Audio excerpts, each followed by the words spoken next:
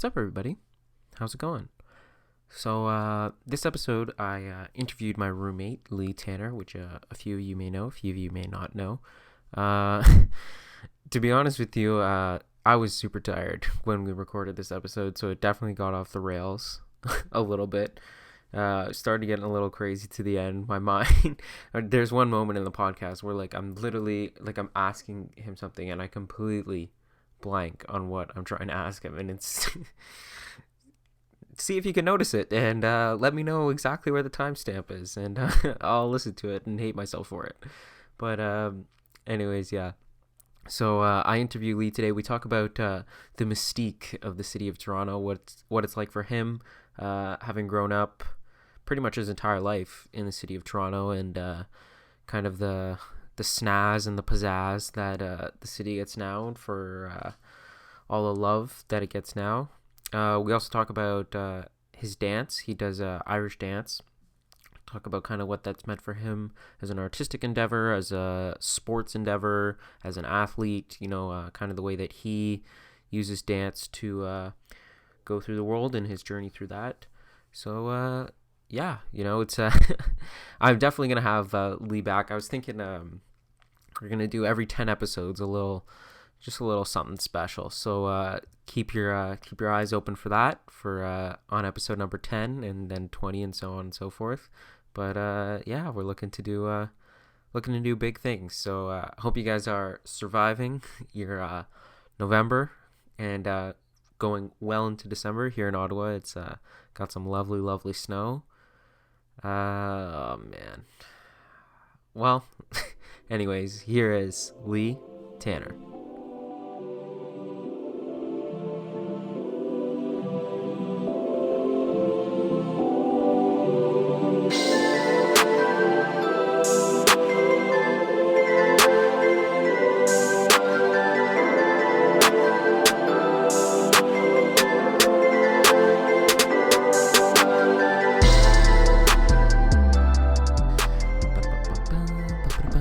What's going on? Nothing much. Just hanging out in Lucas's little laboratory with a bunch of photos around me. That's very distracting. Oh man, I know. When I bring people up to this place, they're like, "Wow, you actually have a room. You're not just like in your actual house room." It's just. It's nice though, like it works. Man, I would get so pissed off if you were bringing people into our house just to do podcasts every single week. just like at random times during the day too. Like you're trying to sleep, it's 1 a.m, and we're just like, you just hear me just shouting at the other person, just yelling with Graham in the other room. Yeah, you got to be careful who you bring on. Yeah. I want to have Josh on at some point, so like I know that one's gonna get loud. People watch out, Josh is a madman. So for people that don't know, you're my roommate. Yeah. I hope they figured that out. I've lived with you and known you since like the first day of first year, when we were all so nervous and didn't know what the fuck was going on. Yeah, we just trekked to Gatineau just to get some beers. That was a fucking day. That was such a day. Okay, for people that don't know that story, this is an excellent story. So it was Labor Day. It was hot. Yeah, it was really hot. So fucking hot, and it was Labor Day. So like the LCBO and the beer store were closed, but in Quebec, the convenience stores were still open, and they sell beer at Quebec convenience stores. And it's pretty cheap there, by the way, so it was kind of worth it. Yeah, so we weren't smart and like took a bus or something. No, we fucking walked.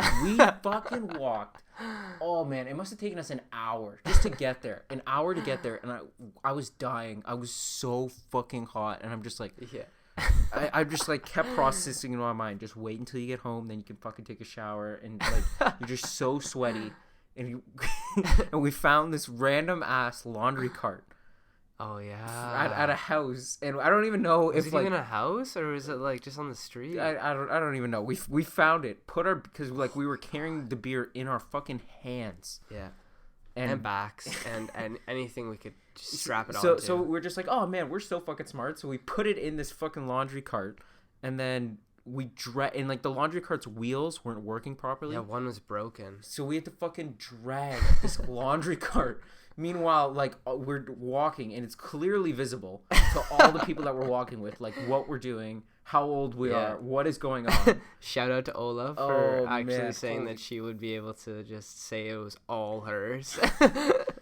And I remember, like, as soon as we crossed the bridge to come back into Ontario, like, we stopped under this tree. Yeah. And, like, I'm pretty sure you had a granola bar in your backpack. And it was, like, the most delicious granola bar that I've ever tasted in my entire fucking life. And I was so sad. I was so defeated and sad at that moment, just realizing, fuck, man, I never want to do this ever fucking again. I hate having to go all the way to fucking Gatineau just to get alcohol. Shout out to being legal now. Yeah. Thank God. Yeah, fuck that, man. We have an LCBO in the mall. It's fucking 5 minutes away. We still bus there. Oh no, of course not. When it gets too fucking cold, no one wants to fucking walk. Even like beginning of the year, we just bus. Oh, it's right there. You may as well. Man. You might as well take the fucking bus. Yeah. Well, anyways, what I want to talk to you about, I have two things that I want to talk to you about. One is over the course of my life, I've been very interested in, I guess I want to call it the concept of Toronto. Okay. Because for me, Toronto isn't just a city anymore. Mm-hmm. It is expanded past that. Toronto is honestly for my little corner of southwestern Ontario, it is the Mecca. It's very honestly, a lot of people might think it's bullshit, but I find that it's very comparable to what it'd be like to move to New York or move to Los Angeles. The same way that those places are gravitating of people and they just suck you in. Just less concrete. Yeah. A lot more glass. But that is Toronto to a T for a lot of people that live in southwestern Ontario. They dream of the day that they can blow away the confines of their small little town and move to Toronto and do all the things that they want to do. And a lot of people do that. So hats off to fucking them, and they're living successful life. So that's fucking good for them. But I'm very interested because you live in Toronto and you're from Toronto and you've lived in Toronto for most of your life. Yeah. What is it like as a person who is from there and lived there? What is it like when you see all the people that are revere Toronto as a god, they worship the city of Toronto? What is that like for you?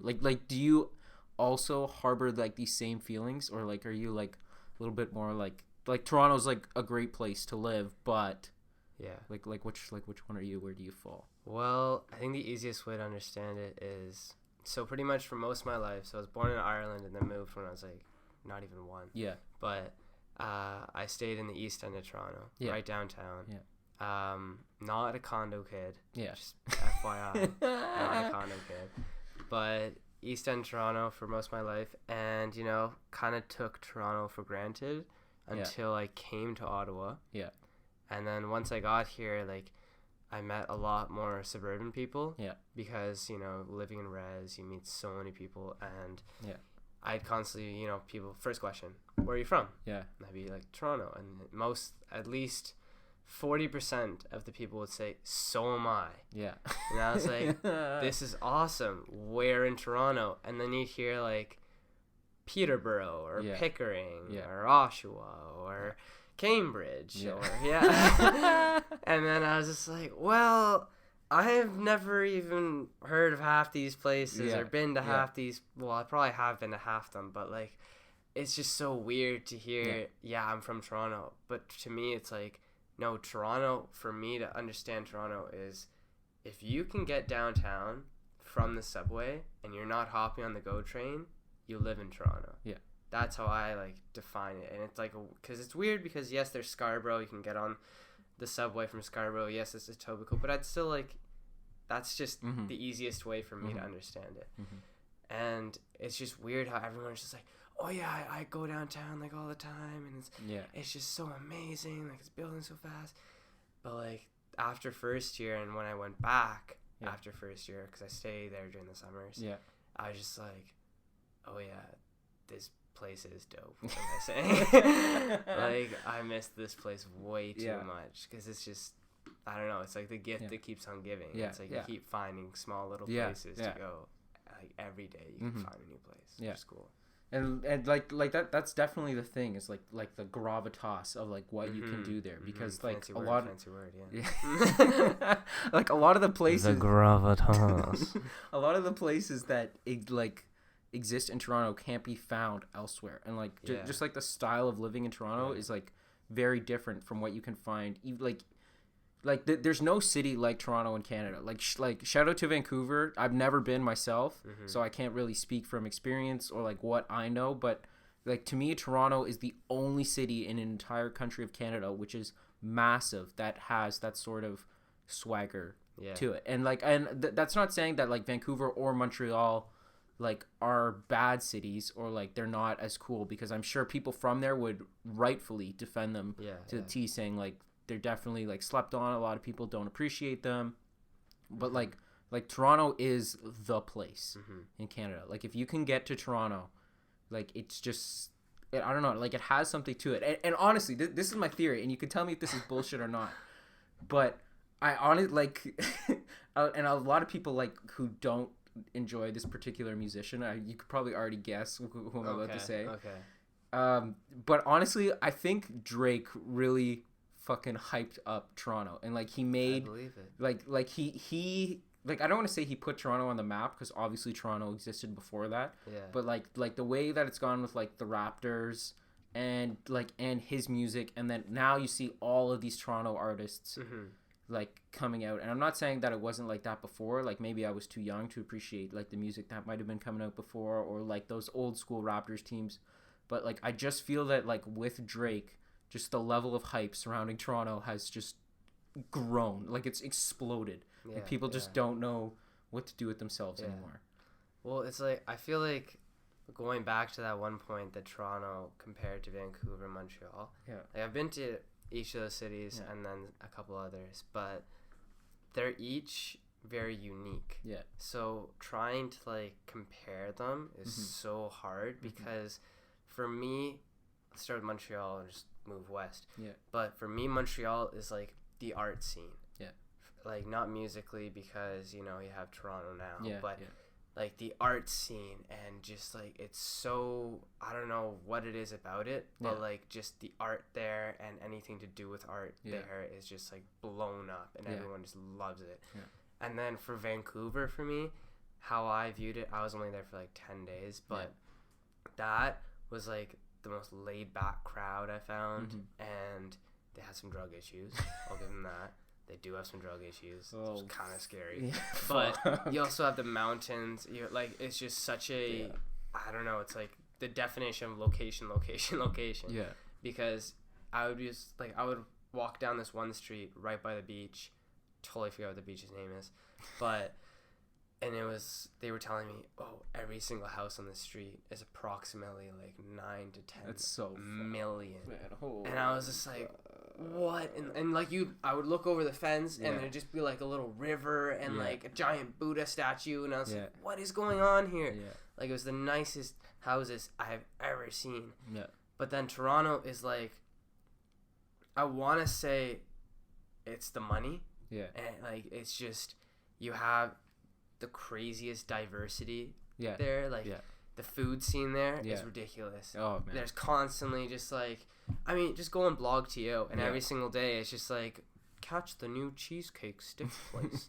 I'm like, who's making cheesecake sticks? Like, what is that? Shout out to people who are making cheesecake sticks. Yeah, seriously. Good for you, like, man. How do you even put that on a stick? It's not ice cream. It's just gonna like, I don't get it. And then they have like just the craziest combination, and that's the thing. Yeah. The other thing is, prime example, sushi burritos. Oh fuck. It's just like, how do you even come up with a sushi? Yeah. I don't even know if they were doing that in Japan before. No, they could have been, for all I know. No, they weren't. There was definitely some guy from Latin America, and then some guy from Asia who's just like, I like your burrito. I like your sushi. Bam! It's baby made. It's like those stories that they tell you in health class, where it's like a mommy burrito and a daddy sushi loved each other very much. And then they just came together and they shot at it. Oh my god. But yeah, I don't know, Toronto and like Montreal and Vancouver are just so different. Yeah. And that like I don't know how I can compare them, but no, but the housing brings up like a really strong point, and like obvious like the housing prices in Toronto and like across all Canadian cities, but specifically fucked. Toronto are fucked. Like like I don't know like if you like plan on like living in Toronto like when you're finished school and like when you get a job, but like do you worry about that as like all these people that are flocking to Toronto? And obviously the prices are increasing so much that you, someone who's actually fucking from Toronto, won't be able to find like an affordable place to live. Well, the thing is, so just to give a little bit of rundown on how crazy it is. Yeah. My parents bought our house, and I don't know if you want me to tell you all this, but I'm very sorry, Mom and Dad. But, so they bought the house in like, I want to say 2004 or so. Yeah. They bought our house for $200,000. Fuck. They put approximately, I want to say, the same amount into renovations. Yes. Yeah. And the houses on our street are selling $900,000. Holy fuck. So just over 10 years, it has tripled. Holy shit, man. If not, because we don't know if we could sell it for $800,000 or $900,000. But still, it could have quadrupled. Like, we have no idea. Yeah, but like, so, just like thinking about it that way, it's just I don't even know. But going back to the question, if we are to keep our house, which I love our house, but I don't think we would because my parents want to downsize. Yeah. But if we are to keep our house, then I'd be fine. But living in Toronto, it is possible. Like, one of my friends, he just started college in downtown, and he got a place in the West End. It's kind of far west, but not like you can still access downtown. Like, you can get from the West End to the East End in 30 minutes, no problem. Yeah, okay. But he got it, and I think he rents for around $600 a month. Okay, and it's like a two-person. That's fucking really good. 2 bedrooms, and it's like a small place, but and it's not nothing luxurious. Yeah, but still, you can get something reasonable right now, and I think it's gonna get better because I feel like hopefully the city of Toronto will try and like implement maybe a price ceiling on renting and all that stuff. But it's so hard to do that. Yeah. And the other big thing too that like people weren't happy with was like the foreign like people from like China or whatever who bought property and like they would just let it sit empty and like they would just keep it as like an part investment. Of an investment. So like they're just these empty places where like people are like looking to live, but like there are all these empty places. I know like that was a huge problem too. But like that's the thing is that like all these people are like trying to flock to Toronto, but then what just happens is that like the urban sprawl is just like continuing wider and wider. Like where I'm from, which is about like an hour and a bit depending on traffic outside of Toronto, like we're getting the effects now. Whereas like for example, like in 2004 2005 when your parents bought like their place, like that's when like the craziness was probably starting to pick up a little bit, but like now we're feeling the like effects too. Like so housing prices where I'm living are like rising. There's like a whole like so many houses are being built, just subdivisions after fucking subdivisions after fucking subdivisions. Like the population is growing, and then just continuing and continuing and continuing. So it's just it's fuck, man. it's like tough. We're all fucked it's trying tough. to buy a fucking house, man. You might as well just pick a place in the middle of fucking nowhere and just start your own little community, or just throw it back to like when was it? There used to be a time where if someone wasn't living on a piece of land for like 6 years or something like that, you could just claim it as your own. Oh yeah. And like I don't even know when it was, like the 1500s. Oh, I would fucking definitely do that, man. Just start claiming it from all these just like this is mine. This is mine. Investors. This is mine. Oh. That'd be great. That'd be great for millennials. I think it'd be. I hate saying that word, but it'd be great for millennials. That's a fucking loaded word, eh? It is. It's just like it has such a negative connotation when you to say it. When you say it, it's got that like taste on your mouth. You know what it's comparable to? I won't actually say the word, but like when you call a girl, you know that word. Oh yeah. Like, and it's just like you. It's like you punched her in the fucking face. And as soon as you say it, you're like. Oh fuck! I am in so much fucking trouble because even if you don't specifically curb stomped on the cement outside. I have never, and I would never ever fucking call a girl that. Yeah. But like even if you use it just in like outside. Yeah. Like conversation and like it just comes up like whatever, like everyone's ears just wince and they're just like, oh, it's just a fucking stab. And like the word millennial is just like that too. Yeah, it's very true. Cause like it's scary. Cause when you're What's out, next? like, oh man, I don't know. Apparently the new thing after millennials, which is like the kids that are younger than us, is Generation Z. Yeah. And they're the ones that are supposed to save the entire fucking world. Millennials have. I thought we were. No.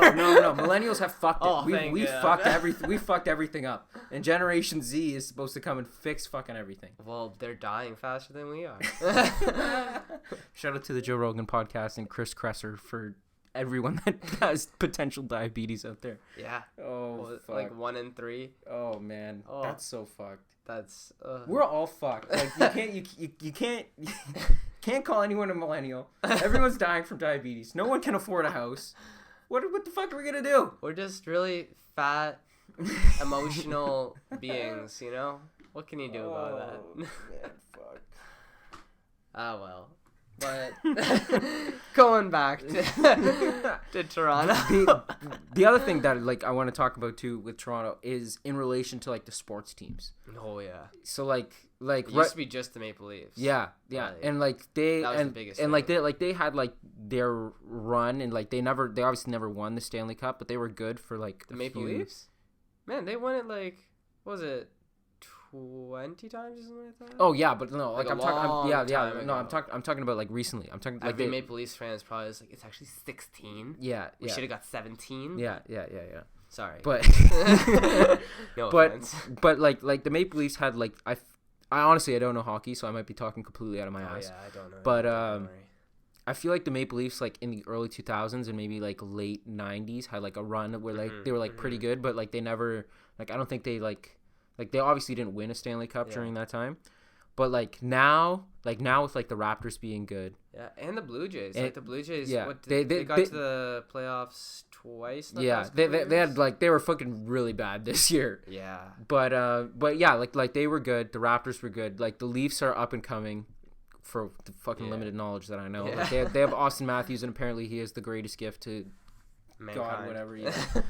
So like I feel the importance of like the sports teams being good also really hypes the city up because I feel like if all of our sports teams were trash, then like Toronto wouldn't be seen as such a thing. Yeah. Because now like when you go see like a Toronto Raptors game, like it's packed every single night that they play, it's completely packed. Everyone is loving it. Like when you go see the Blue Jays play, it's packed. When you go see the Leafs play, it's packed. Well, I think it was last year that the Leafs had the first game, or maybe it was 2 years ago. It was like the first game that they didn't fully sell out. Yeah. And like I think it was like 20 years. Yeah, like their fan base has always been strong. But I really see like the diversity in sports and like the enjoyment of sports, especially basketball. Yeah. Is like the big thing. Like Canadian basketball right now is it's huge. It's at a high fucking point. Like it also helps that we're like, I think it was last year's preseason. We did a game in Ottawa. We did a game in Montreal. We did a game in Vancouver. Yeah. Just like helps. I would love to see Vancouver get their franchise back or get Grizzlies go back up there. That's not happening. But like if the NBA ever expands again, like if they go back to Seattle, or if they go back to Vancouver, or like there's talk of like them wanting to have a team in like Mexico City, but then like. That's really fucked because, like, it's really dangerous. Mexico City sushi burritos. That's a good name. Yeah. Can you imagine that mascot? Terrifying. Just I don't even know what I could picture. Just pieces of fish. And guacamole. Just all over just the place. Rice. Oh. Just throwing it up like it's rice at a wedding. Gross. Throw it all around. Sticky rice too. I don't know if I like that. It just stick to everyone. Oh man. But with the sports being good and bringing people into that fold, I think is really like has attributed to the growth of the city. Yeah, for sure. I think it's also helping that you have Drake on the sidelines talking about what was that game I think it was like a couple weeks ago. He had a game, and it was Drake on the sideline, and he was drinking this gigantic Pinot Grigio, as he said it. And there was a lime in it or something like that. Yeah. And the commentators are just like, "Are you sure that's a Pinot?" Just totally calling him out for it. Drake looked a little drunk, you know. He has a giant smile on. He's like, "Yeah, we're good. I think he hypes it up too so much. Oh, he shouts out to Drake, but he is a little much. He's so funny. Did you see that interview where he's like the big thing is like him saving those like Birkin bags? Oh, what? Yeah, I haven't heard about this. Oh, I don't. Wait until I haven't been keeping up. Wait until you fucking hear this. Oh my So God. he has a collection of Birkin bags, which are like these really like highly sought after like designer bags. Yeah.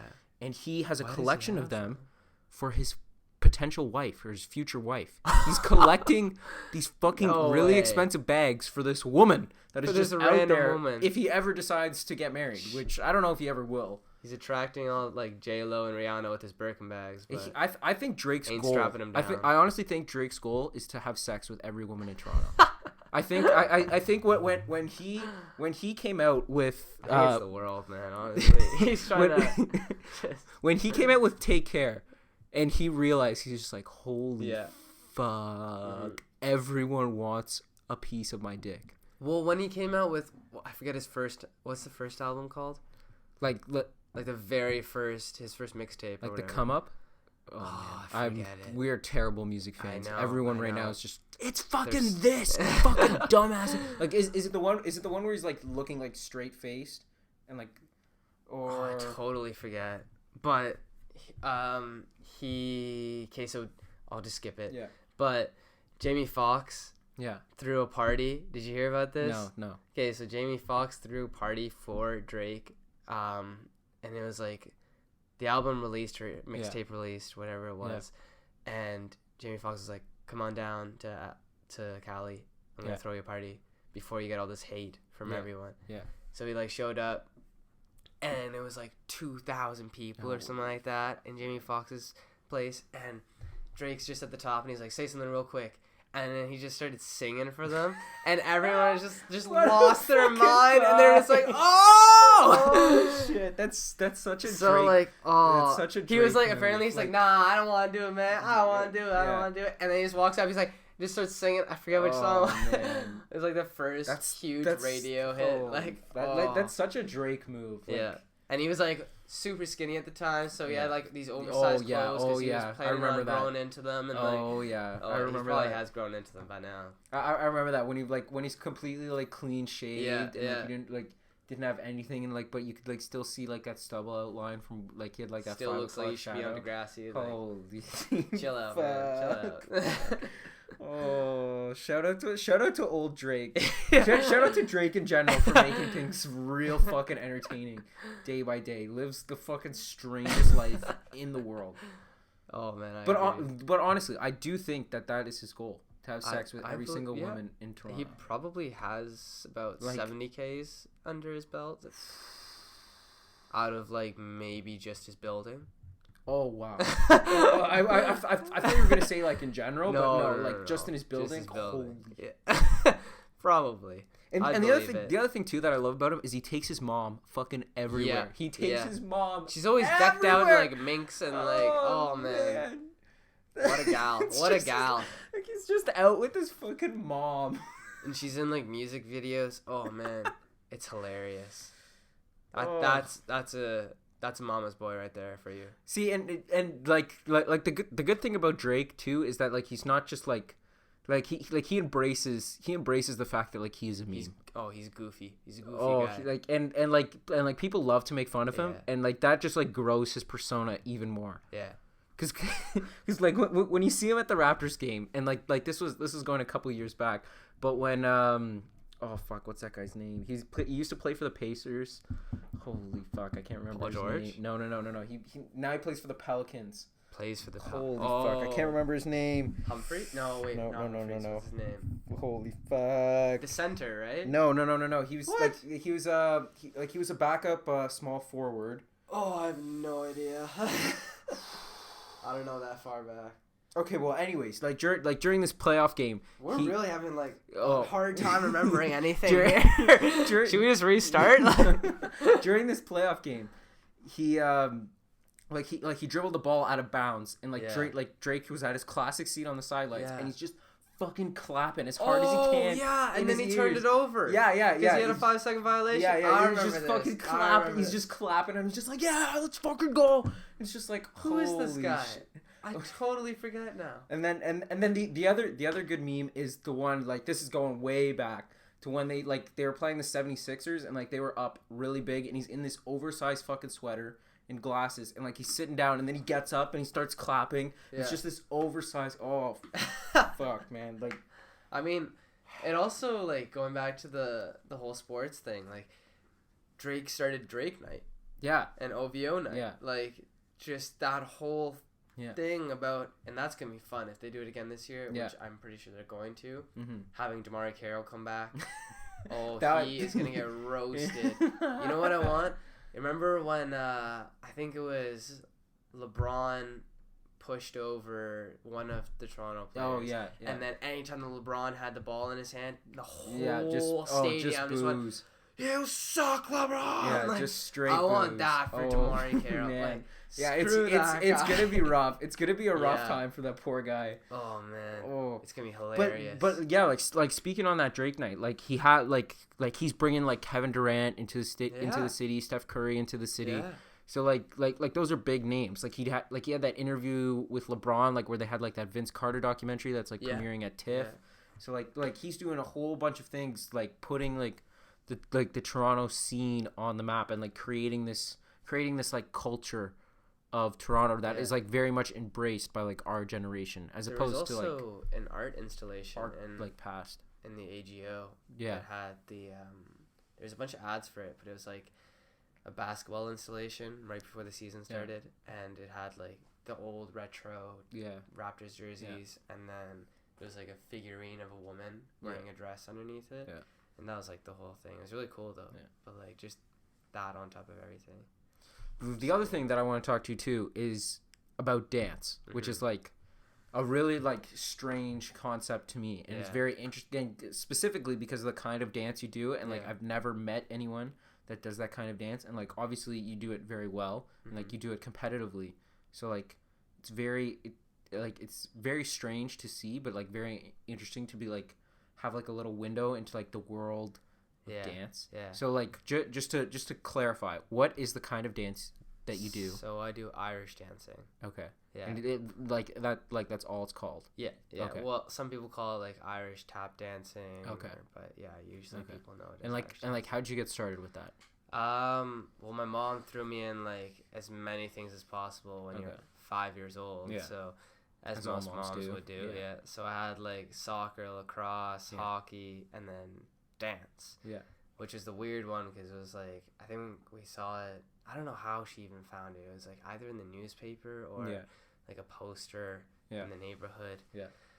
But she threw me in it, and I was 5 years old, didn't know what the hell was going on, and just stuck to it. Because after the first competition, it was just oh shit, I'm okay at this. Maybe I should just keep going. So then kept going, and then just got decently good and just really enjoyed it. And it's crazy because the amount of things that I've done that I definitely would never have done without doing prime example was I think I was maybe 12 or so. I did it twice, but I danced at the Roy Thompson Hall during a Christmas show. And it was about it was a huge crowd, massive crowd. If you have Roy Thompson Hall is downtown Toronto, in case people don't know. Yeah. Massive. Usually the Toronto Symphony Orchestra is the main people who perform in there, but every now and then you have so there's a band called the Chieftains or Great Big Sea, those folky kind of bands who perform in it. Mm-hmm. So there was a Christmas show, and now that I think about it, I can't remember who it was. I think it was I want to say the Chieftains, but I also feel like it wasn't the Chieftains. Yeah. Because they're much bigger than I forgot. So, So it was a huge crowd, and like I have my own little solo on stage, and like just lights glaring at me, and I was like 12 years old, and I was like, oh my fucking god. But you know, for some reason I didn't have too many nerves on that day, and I was completely fine with it. And then I came off, and I was like registering, holy crap, there was that many people in the crowd. And then I did it again a couple years ago, and I was fine again. But like just those sort of scenarios are the scenarios that like they're not uncommon, which is the crazier part. And then like on that subject of performing, like do you get nervous any time that you go on stage at all? No. When I was younger, I would. But those like I have to I think I've gone to Worlds like 8 or 9 times now. Or this will be my 9th, maybe, I forget. But like after the first time I did Worlds, I was just in pieces. I had the flu. I was 10 years old. I was throwing up before I went on. I was literally green in the face, and what sucked was my mom put me in a fucking green costume. Nice. So it just made it worse. Good for her. And well, this wasn't planned, but like my teacher is just like, you didn't look good up there. And I was like, yeah, I felt like I wanted to throw up everywhere. Nice. But yeah, it was in Philadelphia. Remember it? It was still like the craziest stage that I've ever been on. Like massive. It was like 50 feet long or something like that. And you got these like tiny little legs trying to get from one end to the other. Like, oh shit. But yeah, it was crazy. But then after that one I was a bit better, and then after the second one I was good to go. So then like in terms of like judging a good Irish dance, like what makes up a good Irish dance from like a shitty one? So the weirdest part is it's really based on the judge's taste. Okay. Which is kind of weird. Like, yes, there are a bunch of rules. Like for example, the rules are like having good posture while you dance, crossing your feet when you dance, turning out. It's like you don't want dead straight feet looking like you're a penguin walking around. Having a really good rhythm is a good one. Staying on time to the music, because you have a piece of music and it'll be the same for everyone. So if you have one person that's totally offbeat, then one person that sounds perfectly on beat, you're gonna go with the person on beat. But so those are like the basic ones. But then on top of everything, it's like, this person is very elegant when she dances, or this guy is so powerful and loud when he dances, or this girl's jumps are super high, or something like that. Like, it's just really a style thing for the judge.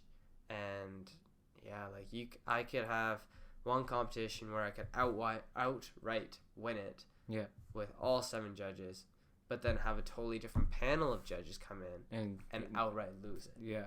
So it really just depends on the day and on the judges, which really sucks. Do you like do you know any of the judges? Like, do you know like some of like their tastes like going into it, or is it like you have completely no idea? So like you just like, depending. When I was younger, it would really just be depending on what my teachers would be like. Oh, well, this guy. I know for a fact that at the last competition, he gave one of the other girls from our school a posture mark, so he really looks out for posture. But like, it's hard to understand their taste, because you could have 3 dancers that go up, and the judge would give them 3 different comments. But you could have another 3, and they'd all get the same comment. Like, it's so hard to figure out exactly. Fuck these judges. Fuck these judges. But some of them are really nice. Like, I'm friends with some of them, and like they're nice old ladies and old men, and what can you do? But fuck it seems to me very fucking terrifying. Because you don't like you're not dance like can you dance? Like, do you group dance? Is that a thing? Yeah, okay, so there is group dances, and you can do... So I just do solos right now. I used to do group dances. Holy fuck, that is terrifying. But group dances, like, we used to be really good at group dances. Because it was, like, me and a bunch of people that, like, we've always danced together. So we won the Eastern Canadian Championships a couple times with different types. And there's, like, a group of 4. There's a group of 8. Those are the main 2. You do 4-hand or 8-hand, and then there's also 6 and 16. But like, there's no, mainly the competitions are for 8s. Because it's like a big enough group that you can do a better dance because there's like specific dances for 4 hands and then the specific dances for 8 hands and the other 2 as well. So do you like doing like solo better than group? If you have a good group, yeah, then it's a lot of fun. Yeah, because you're like, this is just all coming together really easily, and like doing a good, like having a good group, it just makes it worthwhile. Mm-hmm. But I've never had, like, I've had a really good group, but then there's rules for if you go to nationals, you have to have either like all girls or 4 boys and 4 girls. Sexists. Yeah, or like I think you can also do 2 boys, but because for a long time I was the only boy in my school, they were like, okay, well, thank you for getting us to nationals. We have to kick you out of the team. And it was super awkward. You did all the work, but fuck you there, buddy. See you later. It's like you have the top couple and then the bottom couple. So like people can't see me, but you have a giant square. Yeah. And the straight lines of the square and the center of the straight lines, you have 2 people. Yeah. So I was the top boy. Yeah. And then there's the top lady with me. Yeah. And so we're at the very front with the judges right there. And you do more work only because usually there's a part of the dance that only the tops and the bottoms do. Yeah. And the sides just stand there. Mm-hmm. And that's the only reason I'd say that we do the extra little bit. But then, I just got kicked out. I just got shafted. And I was like, well, all right. Oh, but it was fine. God. Like, that's the only way that I'd be like, I would really want to do teams is if I had a really good team. We went to nationals or we went to worlds because it would just be a lot of fun. But do you find that like because you've danced with like a similar group of people throughout like the entirety of your life, do you find that like building that like camaraderie between those people is like important, like even though like you might not be dancing with each other, like just having those people as like support? Like, like the school. So right now I'm with a different school because 2 schools just merged together. Because there wasn't enough dancers in our school because it's so we just merged together. And so it's a little different now. Like I'm just getting to know like all the other people. Like I knew some of them, but not all of them. But beforehand, it was like everyone was really tightly knit together, and we were all there was for my age group. It was massive. We had like 7 people in this that were the same age that would be dancing against each other at local competitions. So at the beginning it was like, oh, I really want to beat this person or I want to get like higher place. But then towards the end it was just like, sweet. We all just like took top 5 or we all placed or we all did really well. So we didn't really care by the end of it. What has been like your favorite performance, like that you've ever given, ever? And then what is your least? And then what is your least favorite? Least favorite. The least favorite is way more important in this discussion. Well, actually, okay, going on least favorite. This weekend I did the Eastern Canadian Championships. This weekend is the worst one. Literally just a couple days ago. Oh man. We started at 8 a.m. We were like the first couple people up, and I just fell on my ass. Oh. I went into a big jump, and my bottom foot just started sliding along the floor, and I'm like, I'm not supposed to be sliding right now. What do I do? And then all of a sudden, both my legs are in the air. I was like, there's nothing about to catch me. Fell on my ass. I was tired. I was so shocked, and I was just sitting there. I was like, shit. So I popped myself back up and tried to get back in it, and literally all the judges just looked at me like, get off the stage, just like restart. Because when you slip like that, they're like, okay, just take a second, come back on and restart. Plus, it was only like the first couple seconds of me dancing, so that didn't help. But I literally just got off stage, just like, oh. And I landed only on my left butt cheek, and my left butt cheek is literally just like, fuck you. So I was just standing off to the side, and my teacher's like, what did you do? Like, why are you on the ground? But so that was probably one of my least favorite ones. I love it how that just fucking happened. He's like, that was the worst. But there was also another time where I had this judge, Mary Bryan. Yeah. And shout out to Mary Bryan. Bless her soul. Great lady. But I remember very distinctly when I was a kid, and I was like maybe 8 years old, 9 years old, and I started my dance, and then I totally blanked out. Nice. And I just stood there staring at her, and she's like, "Do you want to restart?" And I was like, "Can I restart?" And she's like, "Yes, you can." And like sent me back, and I did it all again. And she was like, "I'll still give you first because you were the best in the group." So, but yeah, that was rough. But so those were the worst ones that like pop in my head. Yeah. The best ones. That's a good question. I remember. So okay, with Worlds. When you're under the age of 16, you tend to dance 3 at a time. And then over the age of 16, you tend to dance 2 at a time. Mm-hmm.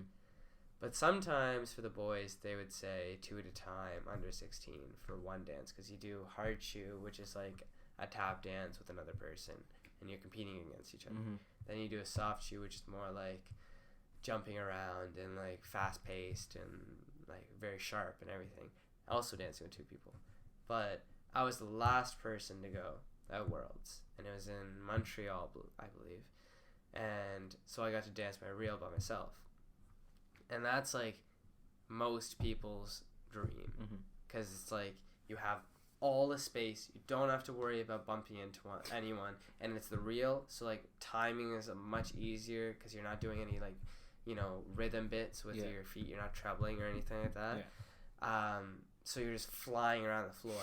And that's exactly what I did. Like, I've never done jumps higher. I've never done spin sharp. I was just like, whoa. It was just like the most fun I've ever had on a stage. Plus the Montreal stage. It was in the Palais de Congrès. And it was like a beautiful stage because it had a little bit of spring to it. And just came off. And when I got my marks back, I got a first in it, and I was like, "Oh shit, nice." But yeah, it was. Yeah, that was a fun time for sure. Okay, so the next question I want to ask you is like a little bit charged, so I don't want you to get offended. That's fine. But like, is like the perception of male dancers in past was like, obviously, you know, like this person's just gay. Yeah. Like that was like the perception, or like male like ice dancer, figure skaters. Sorry. Yeah. Ice dancers. Yeah. I don't know why. I don't know why I fucking said ice dancers. Ice artists. Yeah, figure skaters. Figure skaters. Oh, you fuck, man! I cannot speak.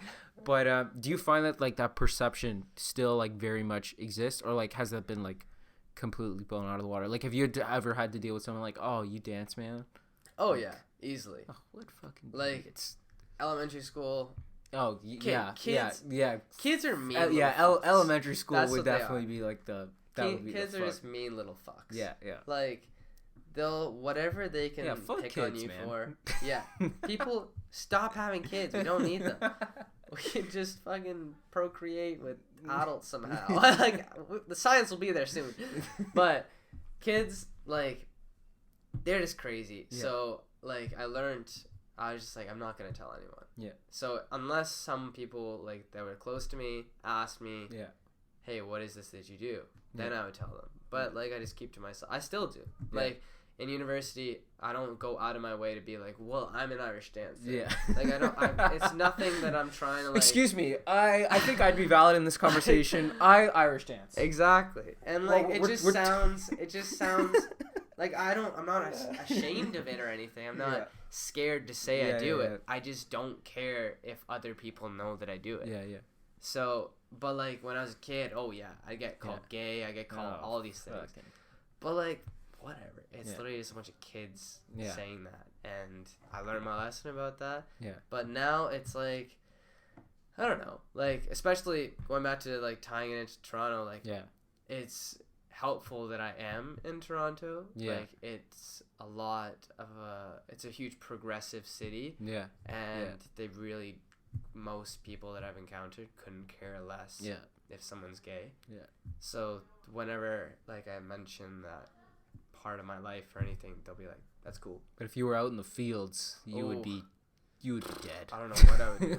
I'd get lynched or something like that. I don't know.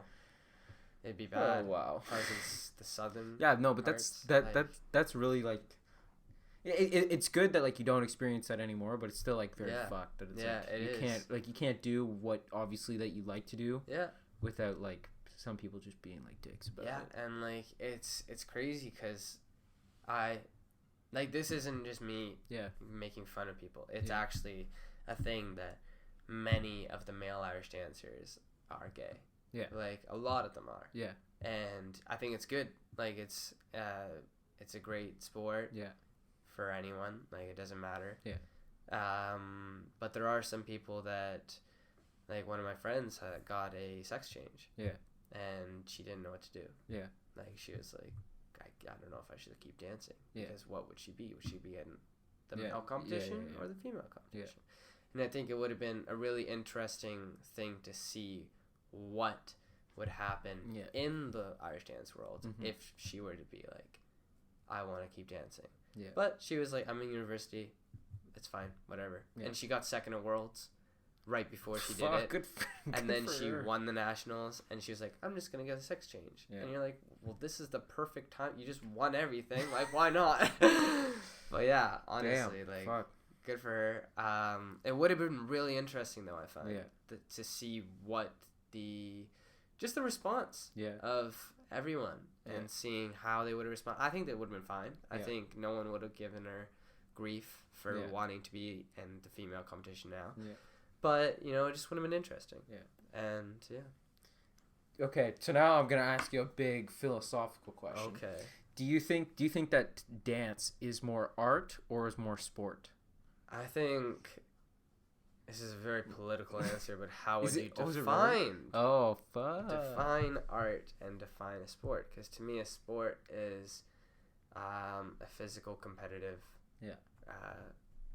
activity. Yeah. Which Irish dance is. Yeah. It's one of the most physical. Yeah. I would say it is a sport, but it's also an art. That's actually, it came up in one of our classes. Not so much him asking, like our teacher asking, what is it? Yeah. It was like, yes, Irish dancing is a sport, but you also have to remember the artistic aspect of the dancing because you want to be training crazy hard. You want to be doing weights and everything like that to keep yourself in shape for it. Yeah. But at the same time, while you're dancing, you have to remember it is an art, and you have to make it elegant, make it sound like beautiful when you're dancing. That's interesting. So, like you focus on like the way that it sounds. Even though like for a lot of people, like thinking about dance is like a very visual thing. Dance is something that you watch. You might even also count it as something that you hear, like with the musical accompaniment in the background. But like the very much something. Wait, what did you? So like when the sound of the rhythm, yes, and the beats that go with the music perfectly because the beats and the rhythm is perfectly designed to accompany the music that's being played. So as soon as like you can easily hear it, even for someone that's never Irish dance, you can hear it when there's a beat that's just totally off the tune. Yeah, it's weird that you can make music with your feet. Yeah, it's very odd. It's very just odd. Slamming your feet hard. For anybody that has not watched Irish dance, I encourage you to just look it the fuck up because it is insane. Even watch Riverdance. Like you can watch Riverdance and tap dancing is the same thing. Like it's that sort of thing where if you close your eyes and just you can listen. Yeah, you can hear how it flows together and why they're doing the movements that they're doing. Even though you can't see it, it's just like it's as though you take the words out of any song and then you play it. Yeah. Because it's that beat that's going with the rhythm. Yeah. Perfectly in sync. So it's interesting when watching it like that. And it's also like going back to the sport thing. There's a lot of people who have actually credited Irish dancing for keeping them fit enough and for training them all harder. Irish dancers are just shredded. No, definitely not shredded. They're just like they have to be very strong to be able to do it. Yeah. And the crazy part, like what's her name? Penny Alexiak. Yeah. The swimmer from Canada. Oh yeah. Okay. So she won how many? Was it like a bunch of gold medals and silver? Yeah. So she tore it up at the Olympics. she credited Irish dancing because it like what you have to do in Irish dancing is yes, you only dance for one, maybe it varies from like 52 seconds to a minute and 20 seconds. Yeah. You're only dancing for that long, but you're going crazy for the like all of those seconds. You're doing maybe like 4 beats. Yeah. Like it's ridiculous. And she credited that because she said most swimmers think of it as you start off strong. Yeah. You have a little bit of ease time in the middle, and then you finish off strong. Yeah. But she was like, fuck that. I'm starting strong, I'm going strong, and I'm ending strong. Because that's how I was trained to Irish dance. Fucking beast. So that's how she learned. Baller. Yeah. Just be like, I'm just not going to fuck around, and I will never slow down. Exactly. At all. And she's perfectly built to swim. Yeah. But then she went to Monarch. Shout out to Monarch. It's a school up the street from me. Yeah. But like I don't know how she does it. Yeah. Like when you watch her swim, it goes exactly like that. She starts off strong and never eases up. And then you also have like, I think it was some football players that have credited it as a CrossFit training exercise. Yeah. And then you have a lot of Irish athletes. And I think it was the Irish rowing team or something like that. This is honestly hilarious. If you look up the Irish rowing team, who I think got second at the Olympics or something like that, they are the funniest two brothers you will ever hear of. They're just like, there was an interview and they're like, well, what was your mindset? And they're like, oh, you just started off strong and then pulled like a dog? And you're like, what the fuck does that mean? But honestly, there's a lot of athletes out there. Irish accents definitely rank in like the top 5 accents. Oh yeah, like if you were to make a rank of accents, I think like not to discredit Ireland, but I think Australia takes number 1. They've got some funny motherfuckers up in there that say the most ridiculous shit. But I think Irish might be a close second. Irish sayings and may take the cake because there's still things that my dad says where I just walk away because I'm like, I don't know what that means. And like to credit another person for just like blowing up Ireland is Conor McGregor. Oh yeah, the shit that comes out of his fucking mouth is hilarious. Yeah. He is by far one of the like for people that aren't comedians, he is by far one of the funniest people. Oh yeah. That ever. Just I agree. Holy fuck, he's so fucking funny. But it's funny because like, you'll have so many different accents just within Ireland. Yeah. In Ireland, if you look at Ireland on a map, it's fucking tiny. Yeah. But there's so many counties within Ireland that each county has a unique accent. Yeah. Like, my dad gets called out for being Dublin, no problem. He's got a soft Dublin accent. Yeah. And that's what it is. But then you talk to my sister's boyfriend from Belfast, and it'll be like the total opposite. Even though they grew up like maybe 4 hours max away from each other. And it'll be like complete opposites, and you'll be like, they're from different countries for sure. But just the sayings, like the sayings in Ireland still get me. Man. There's like 5 different ways to say, have you heard the one, what is it? It's 2 in the hand or 1 in the bush. Or sorry, 2 in the bush or 1 in the hand. What does that mean? It means you can either take the one that's in your hand, or you can drop it and go for the 2 that you don't know you'll be able to get. The 2 what? Whatever it could be. Oh, exactly. Fuck. It's like you either have $50 in your hand, or you could have the potential of getting 100. Oh. Yeah. Fuck. There's just so many sayings. Like, my life has just been like deconstructing my dad's sentences. Shout out to Ed. Shout out to Ed. Honestly, for hilarious shit. I just don't keep up with them sometimes. Oh man. Kyra, like my sister, Kyra still looks at me at some points and she's like, "What the fuck?" I don't even think my mom knows what's going on half the time. But yeah, great times with Ireland. Oh man. Does Portugal have that? Yes. Yeah, it actually does, because like where I'm from is like from the Azores, and like within the Azores is a bunch of islands too, and like there's probably variances between the islands with how people talk and like different sayings. Yeah. But like I don't notice that.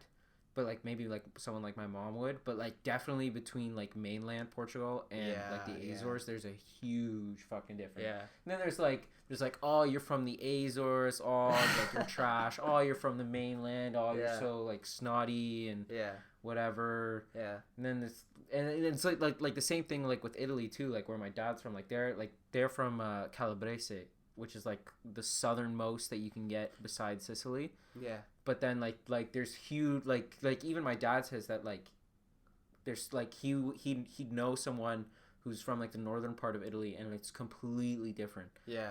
Like their Italian is like a lot more French. Yeah. Like French sounding, whereas like ours is like a lot more Mediterranean. Yeah. It's like in Spain though, like Catalonia. Yeah. They have their own kind of language, and then there's Spanish. Yeah. Which is super weird because I was learning Spanish when I went to Spain. Yeah. But then I was in Catalonia. And I was like, well, fuck me.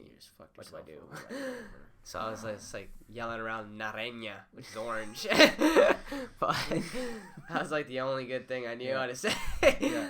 Well, even like even with like me learning Arabic, like there's like three kinds of Arabic. There's like Fusha, which is like the standard. There's Masa, which is Egyptian, and then there's like the Levantine. Arabic.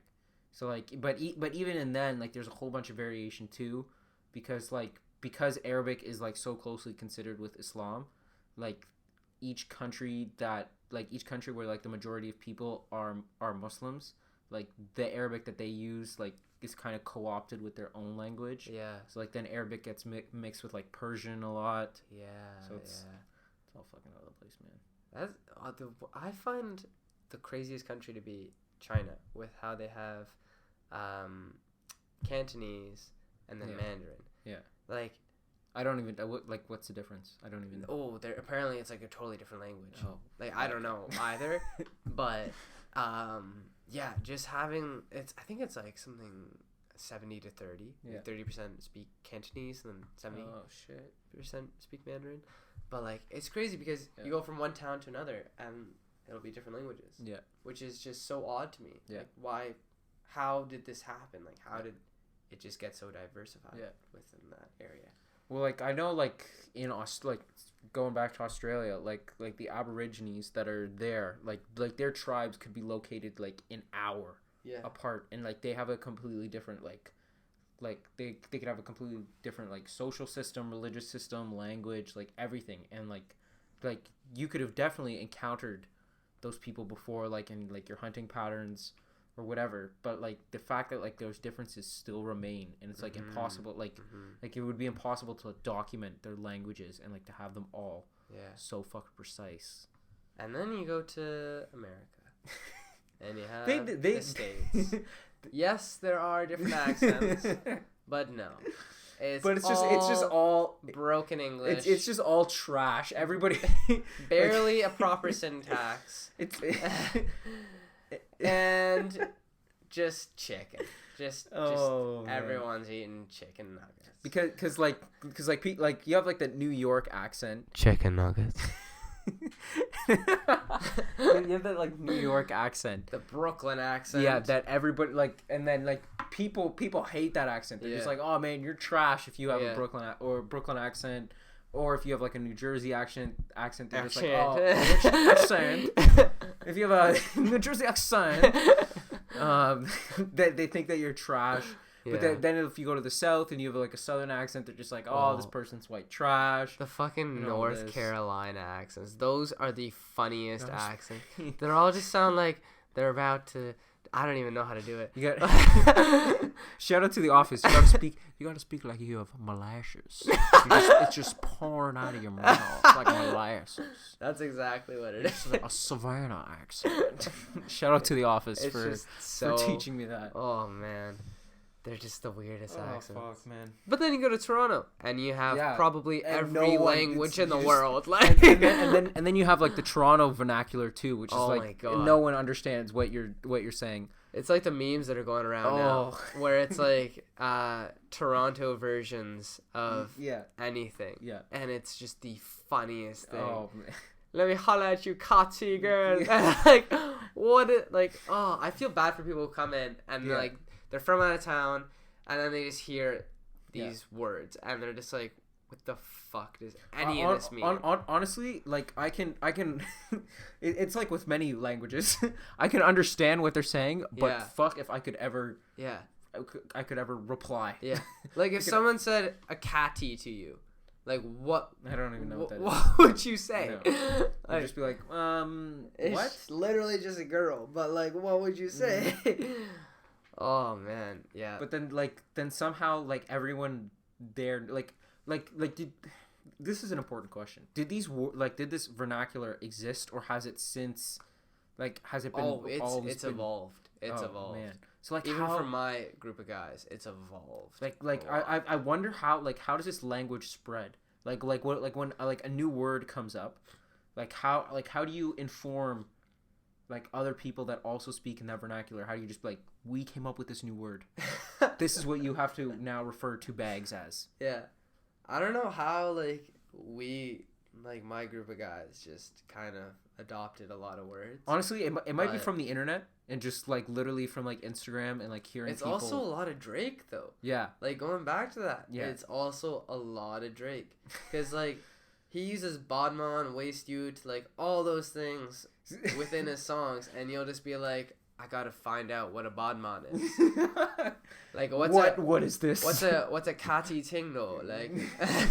You're just yeah, this new language that is just, and it won't even be in his songs. Most of the time, it's leading up to his songs where he's got those 30-second little movies that he likes to think he's famous in. But it's weird. I don't know. Well, apparently, from the limited knowledge that I have of languages, apparently a lot of these words originated from Jamaican and yeah. So Starboy is a Jamaican word. Yeah. So they're obviously very well spoken in Jamaica and the Jamaican community that's in Toronto. Mm. So maybe just from there and from growing out of there that these words have always existed. We've just been ignorant to them or we didn't know them. Also, for all these suburban kids who are going downtown Toronto, fucking reach the little Jamaica. It's amazing. Try Little Jamaica. Try Little India. I'm from Little India. I ain't Indian, don't worry. But Little India, great food. Oh, man. Chinatown.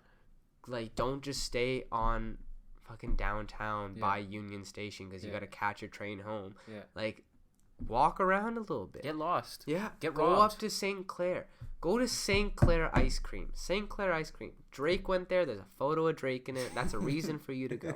But they have amazing ice cream. You get a nice T-shirt. I went to St. Clair's Ice Cream, the ones that they give you after you rode a scary roller coaster or something. Yeah. I went to St. Clair's. But get around. Literally, they have a little everything. Yeah. Around Little Korea. Yeah. I know it's called Koreatown. Little Korea. I forget. It's up by Christie Station, but they got Korean grills all over the place around there, and it's amazing. Mm-hmm. It's so good, and you got to go to Little Jamaica because they have really good food. Mm-hmm. That's where my friend moved in. The guy I was talking about that got $600 rent, but highly recommend. Just get out there, go around Toronto, eat some food from around the world, because that's literally it's like you ever been to Disney World? Yeah. In Florida. Yeah. You know the apricot. Yes. It's the apricot. Okay, for people who haven't been to Disney World, the apricot's the place you go to get food. Yeah. And it's a giant, I forget what it is. I think it's a globe in the center, but it could be an apricot, and that's why they call it an apricot. I totally forgot. I went when I was 10 globe, apricot. Tomato. The world is one big apricot. But around the center bit is food from around the world. Mm-hmm. Toronto is pretty much that. Yeah. You can get anything. And it's all fucking delicious. It's all amazing. All so Step fucking out of your comfort zone. I fucking love food. Man. Get something spicy. Oh, fuck. Grab a glass of milk if you really can't handle the spice. But, it's gonna be good. Oh. How much does that annoy you? People drinking milk at fucking dinner time. That drives me insane. The funnier ones are, when they actually order it. at a restaurant. And you're like, okay, if you're gonna get something just because they have it's spicy, they have like a steak, and they're just like, yeah, can I have a glass of milk with my steak? It just doesn't go. Just get a red wine. Grow a pair. Unless you don't drink, insane. I respect that. Yeah. Just get a water. Yeah. Oh, you don't need milk. Shit, that drives me fucking insane, man. Fuck, man. It's almost as bad as pineapple on pizza. That's a sin. Okay, I'm sorry. No, pineapple. I'm sorry. Because you know what happens? You know what happens when you put pineapple on pizza? People are starting to put strawberries on pizza. You see what you've done? This is all your fault. I didn't do it. Because you support the pineapple regime. So they think that they can put what they want on their pizzas. No, they cannot put fucking fruit besides tomatoes. Yo, we're making pizza tonight, on right? their pizza. I'm so fucking hungry. I haven't eaten dinner yet. We got some flatbreads. Okay. Yeah, that's it. We're probably just gonna end it here. And eat some pizza. Do you want to like shout out like your dance studio? Yeah. So I danced with Butler, Fearon O'Connor. Yeah, they're probably gonna disown him after this podcast with all the shit that he's talking. They're gonna be like, they're gonna find. Yeah. This is gonna be like the millennial thing. They're gonna find a reason, like saying, "Oh, this guy hates gay people just because I said the word gay." Yeah. But what can you do about those people? Anyways, I danced with Butler, Fearon O'Connor. They have a studio in Brampton and also downtown Toronto. So very easy to get to if you're on the GTA or any any part of Toronto. Yeah. Really good dance school. They've won a lot of titles. Highly recommend them. Yeah, that's pretty much it. Any places in Toronto you want to shout out that you should go eat? Ooh, this is gonna be a long list. Okay, rattle it off. People, hit up Rum Corner. It's a little Haitian spot by the OVO flagship store. Okay. Highly recommend getting a bottle of rum from there. They have the best rum you'll ever drink. What else do they have? They also have really good plantain chips. I fucking love those. And the best mac and cheese I've ever eaten in my life. Nice. I will say that with a passion. Nice. And hit up a little French cafe called Maman. Yeah. It's a fun little place. It's a good place for a first date. Nice. Any of you love birds that are trying to get a little action, bring them to Maman. Nice. It's a nice little place. It's covered in marble. It's great. It feels like you're in Athens. Wow. Yeah. A French place where you feel like you're in Greece. Exactly. I like it. And they have great coffee. Great coffee. They also have a lavender, what is it? It's like a lavender lemon cake. Yeah. I fucks with it. I fucks with that lavender lemon cakes.